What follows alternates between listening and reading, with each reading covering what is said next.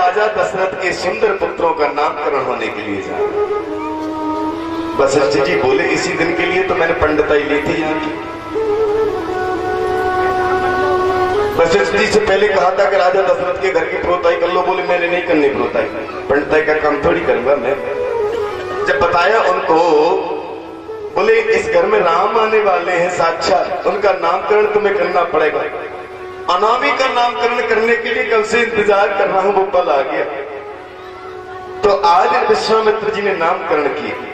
बोले महाराज पहले पुत्र का नाम मैं रखता हूं सो सुख धाम, नाम असे रामा, अखिल लोक दायक विश्राम। महाराज जो सुख का धाम है, जिसका नाम लेने से आराम मिलेगा, संसार के प्रपंचों से विराम मिलेगा, जो सुख का धाम आनंद की सिंधु है, सुख की राशि है, ऐसे पुत्र का नाम मैं राम रखता हूं। बोली राजा रामचंद्र भगवान की जय। 3 राम हुए हमारी भूमि पर, एक तो हमारे श्री राम, एक परशुराम और एक कृष्ण के बड़े भाई बलराम। ये हमारे कर्मयोगी, बाल योगी और भक्ति योगी 3 प्रकार के राम हैं। आपके तीसरे पुत्र का नाम रखता हूं मैं हरि विश्व भरण पोषण करी जोई, ताकर नाम वरत अस होई। जिसका नाम लेने से भरण पोषण हो जाए, ऐसे पुत्र का नाम रखता हूं मैं भरत। अच्छा एक बात बताइए, भरत का नाम लेने से कोई भरण पोषण होता है क्या? लेकिन कहते हैं कि विश्व भरण, विश्व का भरण पोषण करने की जिम्मेवारी तो विष्णु भगवान की है ना। सुबह राम जी बन के आ गए, फिर भरत जी को क्यों बोला विश्व भरण पोषण कर दो? भरण पोषण का मतलब क्या है जी? भरण पोषण का मतलब ये है कि भरत नाम त्याग का है। जब तक हमारे जीवन में त्याग नहीं होगा तब तक हमारा भरण पोषण नहीं हो सकता है। अगर संसार रूपी सागर को पार करना है तो भरत को याद करना ही पड़ेगा, भरत से दीक्षा लेनी पड़ेगी। भरत नाम त्याग का है। भरत नाम जैसे भवरूपी सागर को आपको पार करना है, यानी कोई नदी को ही पार करना है, तो आप कपड़े पहन के तो तैर नहीं पाओगे, कपड़े तो उतारने पड़ेंगे। हाँ, इसी प्रकार संसार रूपी सागर पार करने के लिए त्याग जरूरी है। संतुष्टि, त्याग के बगैर संतुष्टि नहीं होती, कितना भी खाइए, जब तक त्याग नहीं होगा तब तक संतुष्टि नहीं होगी। तो भरत नाम त्याग का, इसलिए भरत लाल बहुत महान हुए जी। बोलिए भरत लाल की। अब रखते हैं तीसरे नंबर का नाम। तो तीसरे नंबर में आया है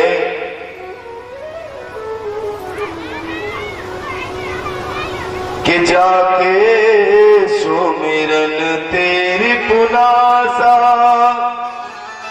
नाम शत्रुघ्न वेद प्रकाशा। तीसरे वाले का नाम मैं शत्रुघ्न रखता हूं। जीवन में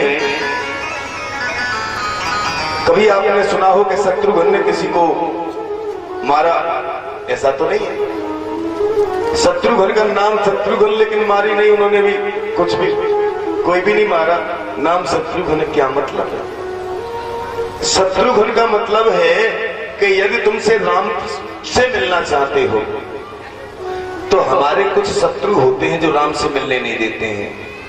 जहां काम तहां राम नहीं, और जहां राम नहीं काम।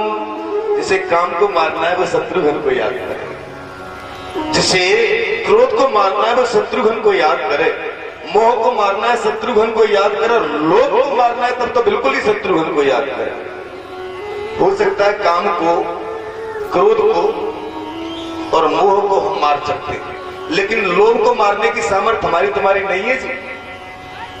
ध्यान देने की बात है। जो लोभ को खत्म कर दे उसका नाम है शत्रुघ्न। एक भिखारी था, भीख मांग रहा था, अल्लाह के नाम पे दे दे बाबा, कोई दे दो, कोई दे दो। ये भिखारी कुछ ऐसे ही होते हैं।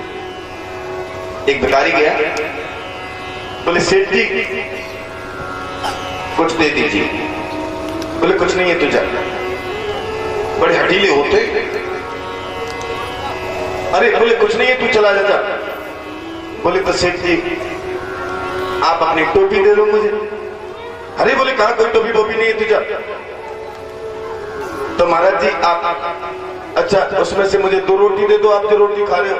बोले कोई रोटी नहीं है तुझा। भिखारी बोला तो आप मेरे साथ में चलिए, मैं आपको खूब खिलाऊंगा। हट पकड़ जाता। तो ऐसे एक भिखारी भीख मांग रहा था। नारद जी ने कहा तुझे बहुत दिन हो गए भीख मांगते मांगते, बराबर टोकता, चल चल ये चिट्ठी ले जा लो, कुबेर के पास पहुंच और ये कटोरा एक बार से हीरा मोती से भरवा लाना, भीख मत मांगना। वो गया कुबेर जी के पास जाके कटोरा, बोले महाराज ये नारद जी ने दिया है। देखा, बोले हाँ अच्छा इस कटोरे को भर दो भाई, ये नारद जी ने भेजा है। अब सब लोग उस कटोरे को भरने लगे। कुबेर का पूरा खजाना खाली हो गया पर कटोरा नहीं भरा। लोग आए, बोले महाराज ये सब कटोरा ये भरा ही नहीं, अब सब खजाना खाली। बोले क्या, कटोरा इतना बड़ा और सबरा खजाना इसमें? अच्छा नारद जी किधर हो आप? बोले यही है, आइए ये इसको भेज दिया। अरे पूरा कटोरा में सब खजाना आ गया, भरता ही नहीं है। अच्छा आकर के कटोरे को देखा तो कटोरा मनुष्य की खोपड़ी का बना था। बोले ये तो भर ही नहीं सकता, मनुष्य की ही खोपड़ी का कटोरा जो बनाओ ये कब भर सकता? अभी जरूरत है 5 लाख की, फिर 5 लाख आगे कमे 5 करोड़ की, ये नहीं भरता है। तुम पूरे संसार का मालिक बना दो तब भी ये खाली ही रहेगा। तो जो लोभ को बस में करे उसे अपन शत्रुघ्न कहते हैं। इसलिए जब तक लोभ नहीं मरेगा तब तक राम नहीं मिलेंगे। चौथे नंबर पे आगे लक्ष्मण जी। अच्छा लक्ष्मण को चौथे पे क्यों लिया? ये तो भरत जी के बाद ही आने चाहिए। परंतु ऐसा था कि पहले राम जी का नामकरण किया, अब भरत जी का नामकरण किया। अब लक्ष्मण और शत्रुघ्न सुमित्रा की गोद में रह नहीं सकते। ये दोनों थोड़े इस प्रकार के हैं कि एक गोदी में ये दोनों नहीं रह सकते। अगर शत्रुघ्न को भरत जी के पास सुला दिया जाए तो शांत से हो जाते हैं, और लक्ष्मण जी को राम जी के पास में सुला दिया जाए तो शांत से हो जाते हैं, और इन दोनों भाइयों को एक साथ सुला दिया जाए तो नहीं सोते। इसलिए भरत जी के साथ में उन्होंने शत्रुघ्न को अपने साथ में रख लिया। तब गुरु जी ने सोचा बोले भरत का नामकरण किया है इसी गोदी में, ये शत्रुघ्न है तो इनको भी कर देता। अब सुमित्रा की गोद में ये लक्ष्मण है तो लक्ष्मण का नामकरण किया। लक्ष्मण धाम सुराम प्रिय सकल जगत आधार, गुरु वशिष्ठ तेरा कियो लक्ष्मण नाम उदार। लक्ष्मण का नाम उदार कर दी। जो इतना बड़ा क्रोधी था कि पूरे भूमंडल को सर पे उठा लेता, उसे उदार कर दिया। किसी ने कहा बोले उदार काय को रखा? वो तो बड़े बहुत बड़े क्रोधी थे। बोले उदार उसको कहते हैं जो अपने यश को भी राम जी के चरणों में सौंप दे, वही उदार है। मुझे यश भी नहीं चाहिए। चाहते तो लक्ष्मण जी अपना यश अलग ले सकते थे, लेकिन उन्होंने कोई यश नहीं लिया।